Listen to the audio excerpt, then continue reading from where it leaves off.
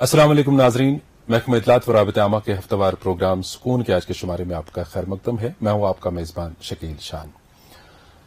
नाजरीन, आज हमारे एक नौजवान साथी प्रोग्राम की जीनत बने हुए हैं। हमारे मेहमान हैं आज के, किसी तारुफ के मोहताज नहीं है, नौजवान दिलों की धड़कन है ये।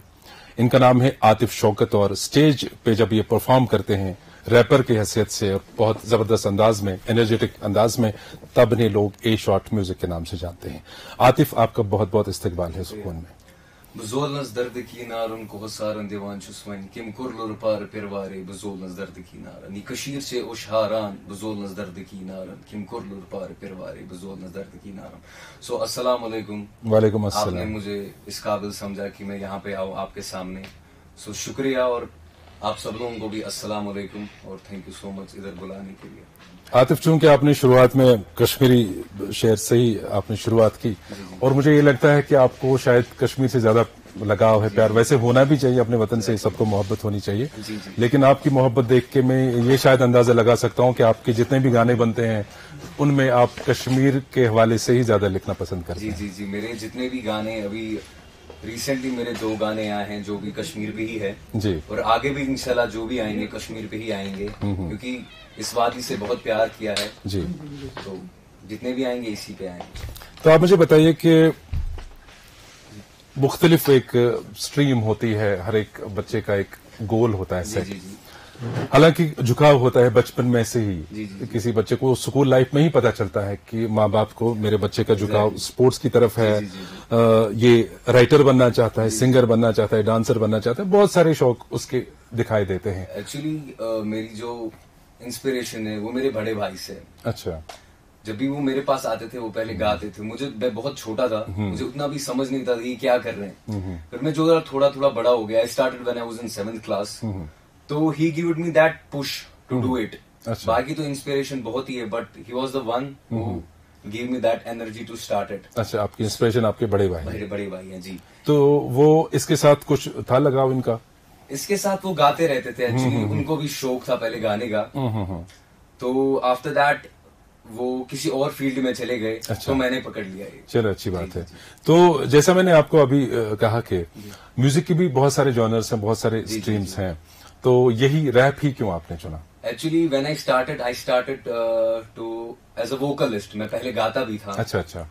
तो एक शादी पे मैं अटेंड करने गया था, तो मैंने उधर एक गाना सुना रैप, तो वहां से मुझे थोड़ी बहुत इंस्पिरेशन और भी मिली।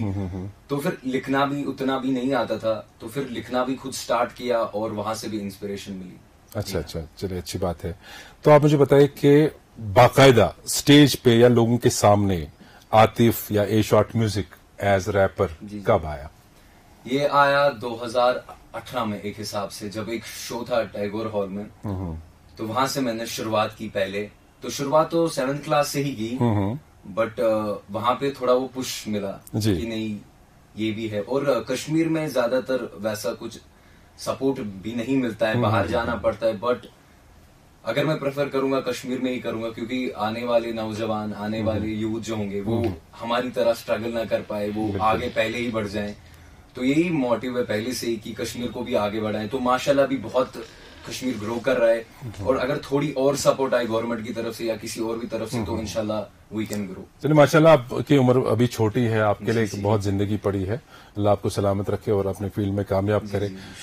चूंकि ये सही बात है, हम भी जब इस फील्ड की तरफ आने लगे तो यहाँ उस्तादों की कमी, इंस्टीट्यूशंस की कमी थी, ये बात आपने सही कही। लेकिन with the passage of time थोड़ा सा इसमें अब सुधार आने लगा है। अब बच्चों में शौक पड़ रहा है और करना चाहते हैं इसकी तरफ, म्यूजिक की तरफ, कोई स्पोर्ट्स की तरफ, किसी और चीज की तरफ। लेकिन अब एवेन्यूज खुलेंगे नेचुरली, जब ऐसे लोग आ जाएंगे सामने, उनके ट्रेनर्स भी खुद ब खुद सामने आ जाएंगे। तो इंशाल्लाह हम उम्मीद करेंगे कि जल्द ही गवर्नमेंट भी इसकी जानिब और सोच भी रही है, नौजवानों को किस तरह से बूस्ट किया जाए, तो उसके लिए काम हो रहा है। तो इंशाल्लाह आप मुझे बताएं कि लिरिक्स की बात करते हैं अब। जी। आप लिरिक्स मतलब कश्मीर को ही एक गोल बना के लिखते हैं ज्यादा? जी। एक्चुअली मेरा जो एक फ्रेंड है, जो मेरे सपोर्टर है, मैं उन तीनों का भी नाम यहाँ पे बताना चाहता हूँ। एक तो ऋषभ राइनो कश्मीरी पंडित, और अयाज म्यूजिक और मेरे भाई समीर मलिक, और अयाज म्यूजिक और MC मुसाब, ये कुछ लोग हैं, और मैं अभी याद नाम नहीं आ रहे, जो ऐसे कुछ लोग भी हैं जैसे कि अरफात रशीद है मेरे करीबी दोस्त, तो ये मुझे सपोर्ट करते हैं, ये मुझे लिखने में भी मदद करते हैं कि कभी आतिफ हुआ इस टॉपिक पे लिखना है, उस टॉपिक पे लिखना है। आतिफ, जैसे कि आप जब आप लिरिक्स लिखते हैं तो ये मल्टीलिंगुअल होते हैं, मतलब हिंदी या उर्दू या कश्मीरी मिक्स होते हैं? अगर आप पहले आपसे ये बात जरूरी यहाँ पे करनी है कि आपने कहाँ परफॉर्म किया अभी तक? एक्चुअली मैंने DY पाटिल स्टेडियम मुंबई में भी परफॉर्म किए, और कश्मीर में जितने भी है मैंने कश्मीर में हर जगह, पहलगाम में भी किया है, बारामूला में भी किया है, जम्मू में किया है। वो कोई ऐसी जगह नहीं है जहां मैंने परफॉर्म नहीं किया, और इंशाल्लाह आगे भी करेंगे, आगे भी ऐसे नाम रोशन करेंगे। तो अब बात यहाँ पे आ जाती है लिरिक्स की दोबारा, कि जब आप कश्मीर से बाहर परफॉर्म करोगे, वहां तो ये लैंग्वेज समझने वाले लोग नहीं है, वहां तो ज्यादा आपको हिंदी में ही वो समझ रहे हैं, समझेंगे, तो उस वक्त क्या करते हैं? एक्चुअली हिंदी में भी है, हिंदी में भी बहुत सारे ऐसे भी, क्योंकि जब कश्मीरी में ऐसा भी पार्ट होगा, जैसे मेरे 2 गाने थे, मैं कश्मीर हूँ, उसमें में भी है एक Hindi part two understand people. तो मैं नहीं चाहता हूँ कि खाली कश्मीर में ही हमारा चले, बाहर भी चले, जैसा कि चलता आ रहा है बहुत टाइम से। तो बहुत सारे इश्यूज हैं। अगर लिखने की बात करेंगे हम, जैसे कि आप भी नौजवान तबके से ताल्लुक रखते हैं, हमारे उम्र नौजवान जो कुछ करना चाहते हैं, हमेशा मैं इस स्टेज पे, इस प्लेटफॉर्म पे उनसे यही पूछता हूँ कि दूसरे जो नौजवान राह भटके हुए हैं, कभी ड्रग्स की तरफ करते हैं, कोई चोरी चकारी की तरफ लगे हैं, किसी वजह से डिप्रेशन के शिकार हैं, ट्रॉमा में हैं, तो वो जब इस तरफ आ जाते हैं, एक खुशी का माहौल बनता है। उनके लिए कुछ लिखा है कभी? देखिए, तो ड्रग के मामले में अभी कुछ लिखा नहीं है, क्योंकि जो भी एक रैपर होता है, लोग उसको एक एज अ ड्रगिस्ट देखते हैं। कोई भी हो, या कोई सिंगर हो या कोई वो, उसे कहेंगे आप ड्रग्स लेते हैं, वो करते, ऐसा बिल्कुल भी नहीं है, मैं आपको बता दूं, क्योंकि लोगों की ऐसी सोच है। अगर यहाँ से कोई, शायद मेरे ख्याल से इनका जो ये हुलिया सा होता है, थोड़ा सा मस्त मौला टाइप होते हैं, तो लोग समझ जाते हैं शायद। जी। तो नशे तो मैं पहले सब लोगों को, यूथ को बोलूंगा कि डोंट डू ड्रग्स।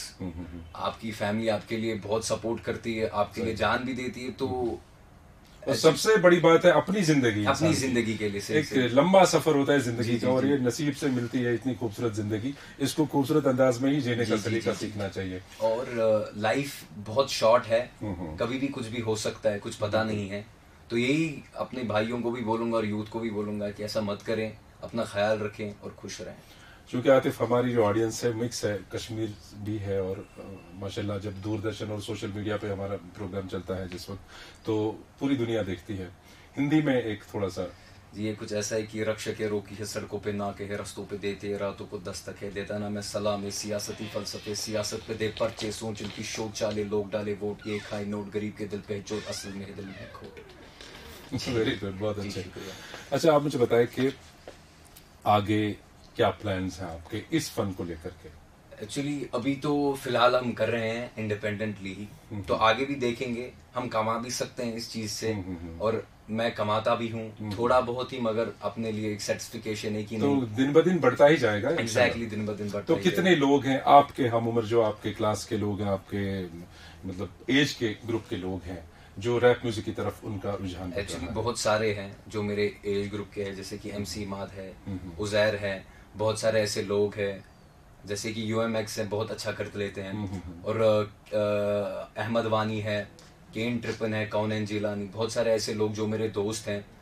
तो जी हाँ। अब एक टिपिकल सा सवाल मैं आपसे पूछूंगा, सिंगिंग जिसमें इंस्ट्रूमेंट्स की काफी जरूरत पड़ती है, और लीड इसमें तो रिदम पे ही मेन और कॉर्ड कॉपिंग पे काम चलता है। आप मुझे बताइए, जब सिंगिंग होती है उसमें थोड़ा सा सुरों का ध्यान रखना पड़ता है, क्या ये आपको लगता है कि शायद रैपिंग इजी है? रैपिंग उसमें एक फ्लो होता है, एक सांस से हमें खेलना पड़ता है कि कहाँ पे हमें स्विच करना है, कहाँ पे हमें किस तरह ले जाना है, वो भी एक गले से ही होता है, एक उसमें एक पर्टिकुलर एनर्जी लगती है गले की कि हमें कहाँ पे चेंज करना है, कहाँ पे वेरिएशन लाने हैं अपनी आवाज में। जैसे कि मेरे अभी नॉर्मल आवाज है, उस टाइम मुझे चेंज भी करने, स्लो भी जाना है, फास्ट भी जाना है, इसमें ये भी होता है। अच्छा, जो आपका बैकग्राउंड रिदम चलता है खास एक टेम्पो चल देता है, वो चल जाता है, वो सिलेक्शन आपका अपना होता है, उसके बाद आप लिरिक्स लिखते हैं कि पहले? नहीं, एक्चुअली ये एक टॉपिक लेना होता है, ये मुख्तलिफ हिसाब से हम म्यूजिक सुन के भी लिख सकते हैं, म्यूजिक के बिना भी लिख सकते हैं, ये आपके तक है, आपकी वोकैबुलरी अगर कैसी है। आपके लिरिक्स पहले बने हुए हैं उसके बाद फिर रिदम पे उसको डाल के जी फिर आप एक बना सकते म्यूजिक हैं। प्रोड्यूसर से हम बात करते हैं कि सर ऐसा है प्रोडक्ट,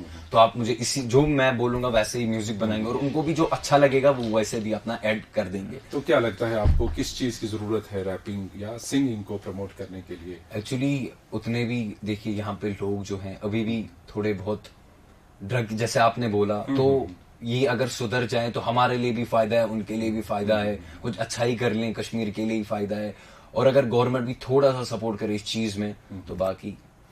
तो आपके आइडल कौन है? मेरा आइडल मेरे भाई हैं। अच्छा, जी हाँ। रैपिंग की दुनिया में जिनको आप मानते हैं? अच्छा जी, रैपिंग के मामले में तो बहुत सारे हैं ऐसे, तो मैं एक पर्टिकुलर नाम बोहेमिया का लेने वाला हूँ। अच्छा। क्योंकि अभी ज्यादा लोग उनको पसंद नहीं करते, but when I started with उन्हीं को सुनकर। चलिए, आपने एक तरह से मैसेज भी दे दिया हमारे जी जो हाँ। यंगस्टर्स हैं। जी जी जी। तो क्या लगता है आपको, क्या स्कोप है आखिर इसका? रैपिंग को साइड पे छोड़ के पूरा हम आर्ट फील्ड की जी जी, बात करेंगे यहाँ स्कोप पे। तो उतना है नहीं।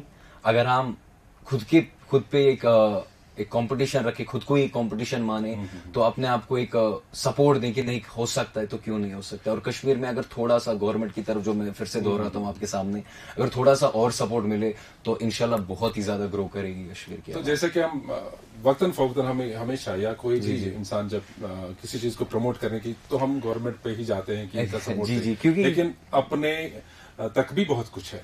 अगर हमारे नौजवान जैसे आप जैसे होनहार हुनरमंद नौजवान हैं और किसी भी जॉनर में, किसी भी स्ट्रीम में वो करते हैं, जी जी एक्सेल करते हैं, जी जी, तो क्या एक प्लानिंग की जरूरत है, एक ओरिएंटेशन की जरूरत है? जैसे आपका झुकाव इस ट्रेंड की तरफ है, जी। और इसको फास्ट करने के लिए, इसको ट्रेंडी चीज बनाने के लिए, और एक जायज तरीके से जी जी, कैसे नौजवानों को और रागिब किया जा सकता है, इंस्पायर किया जा सकता है, गवर्नमेंट के सपोर्ट को छोड़ के फिलहाल अपने लेवल पे? देखिए अगर मैंने कश्मीर पे गाना डाला है, कोई नौजवान सुन रहे, वो उसको भी अपने तरह, अगर इसने किया तो मैं भी करूं, it's kind of a push.